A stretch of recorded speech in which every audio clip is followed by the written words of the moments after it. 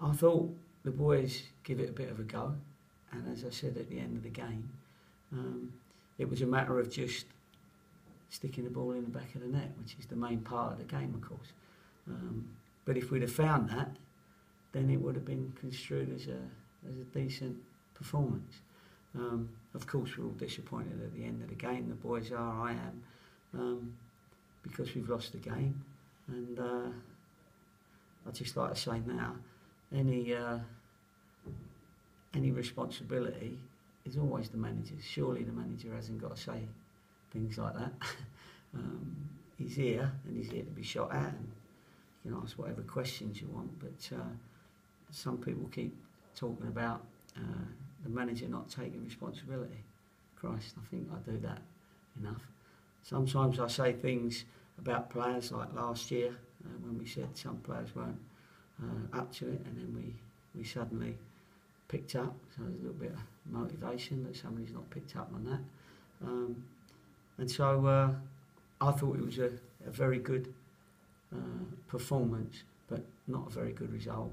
And as the manager, I take responsibility for every dodgy result, every dodgy performance, everything that goes on at the club that's not quite right, because you can affect it and change it.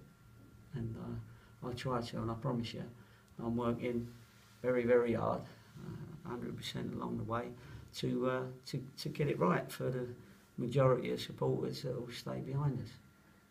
And the new lads you've brought in, how much better will they be for a full week's training this week, going into a second game at the club?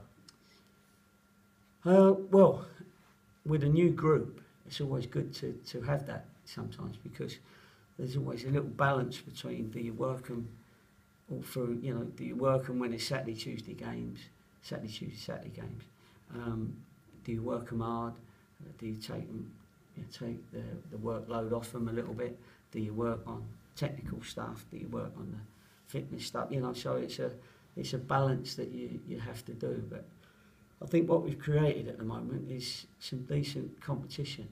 And what that does, it means that all training sessions are a bit lively, because everybody wants, all the lads here are footballers that want to play football, and they do want to play, and they do get disappointed when things don't go well for them or the team.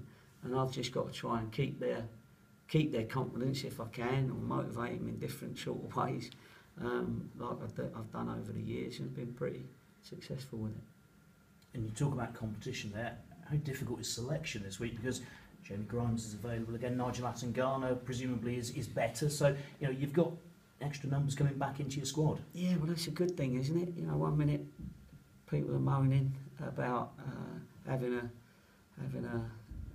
small squad, then when you get a big squad, they're all saying, well, who are you going to play and what are you going to do? Listen, I said we needed 18 or so first team players, and if I've got that as a problem, then that's good, because you can't just leave people out every time you lose, or every time they haven't produced.